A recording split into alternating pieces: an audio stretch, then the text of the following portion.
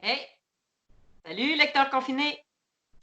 Aujourd'hui, on va faire quelque chose d'un petit peu différent. On va répondre à une question de mon ami Manu Babin, qui voulait savoir comment on faisait pour écrire à quatre mains. Ces deux mains-ci. Ces deux mains-là. En fait, je vais modifier des termes de sa question. Je vais répondre à sa question, mais on va plutôt vous expliquer comment on fait pour écrire à deux cerveaux.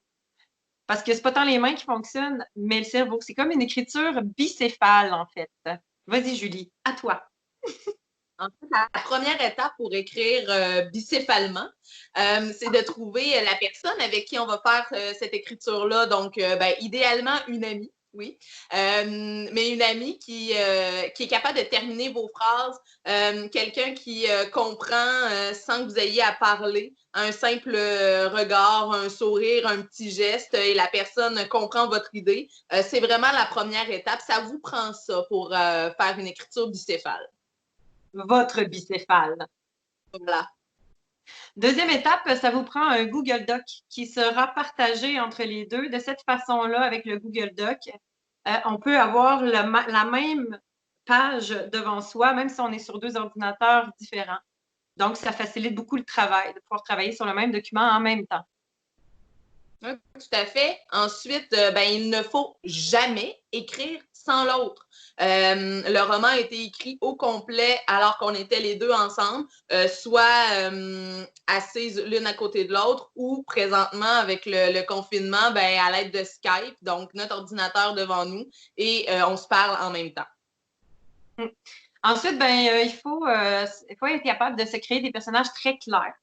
Parce que quand on écrit seul, le personnage peut être clair pour nous, mais il n'y a personne d'autre qui interagit. Tandis que quand on écrit à deux cerveaux, ben nécessairement, il faut que les deux cerveaux comprennent la même chose. Donc, les personnages doivent être vraiment bien campés. On doit avoir des références dans notre tête. Ça nous fait penser à qui, ce trait de caractère-là, c'est qui. Donc, le personnage doit être très clair pour les deux pour éviter que qu'on perde le personnage à un moment donné. Là. Ensuite, une fois qu'on a nos personnages, il faut déterminer les scènes qu'on veut écrire. Jamais rien de trop précis. On se donne une idée globale. Parfois, un genre de schéma narratif, ça va être quoi l'élément déclencheur où on est rendu dans l'histoire. Mais jamais on va trop loin. Hein. On n'a pas de plan précis. On ne savait pas comment allait se terminer le roman quand on l'a débuté. On laisse vraiment nos personnages vivre leur vie et ils nous amènent où ils veulent aller, eux. Ouais, on les laisse vivre, c'est ça, on les a laissés vivre. Comment se déroulent les écritures maintenant? Parce qu'on a des étapes précises. Là, on a l'air désorganisé dans la vie, mais on ne l'est pas. C'est un personnage que certaines personnes nous ont créé. Tout d'abord, il faut s'installer confortablement parce que nos séances d'écriture sont très longues.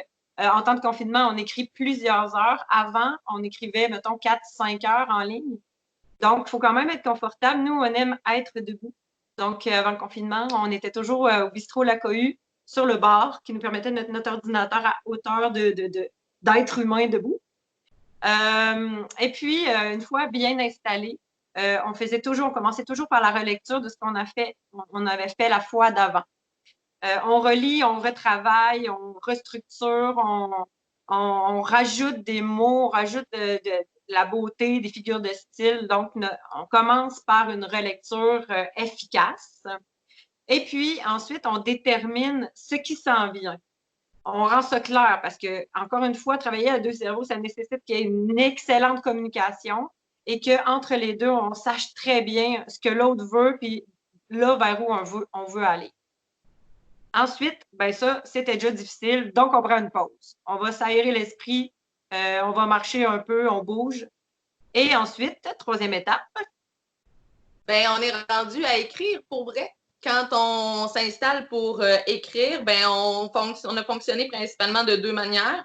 La première, chacune avait sa scène et on l'écrivait. Selon l'inspiration qu'on avait à ce moment-là, selon ce qu'on s'était dit. Souvent, on s'interrompt, hein, on se donne des coups de coude, on se pose des questions pour avoir des précisions ou un accord de l'autre ou une idée de mot ou bref, on s'utilise l'une l'autre pendant qu'on écrit. Sinon, l'autre méthode qu'on a utilisée et qu'on trouve vraiment qui est la plus efficace et qui rend un plus beau résultat, c'est d'écrire la même scène, les deux en même temps, En fait, un des deux cerveaux commence et fait un premier jet en mettant les idées un petit peu tout croche, des fois avec des fautes un peu mélangées. Mais puisque l'autre cerveau comprend tellement facilement où le premier s'en va, ben c'est facile pour ce deuxième cerveau-là de passer en arrière, de peaufiner, d'arranger mes temps de verbe, d'organiser les idées, de rajouter, de peaufiner, de mettre des détails, de faire une belle correction. Et c'est vraiment ce qui donne un plus beau résultat qui nous surprend même souvent quand on se rend compte qu'on s'en allait à la même place et que l'autre a compris notre idée sans vraiment qu'elle ait été écrite. Ah ouais, c'est vraiment quelque chose d'impressionnant quand on réussit une scène et qu'on réussit à se rejoindre.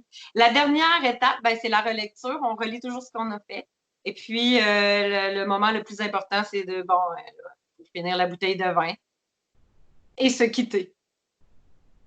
Toujours comme ça qu'on fonctionne.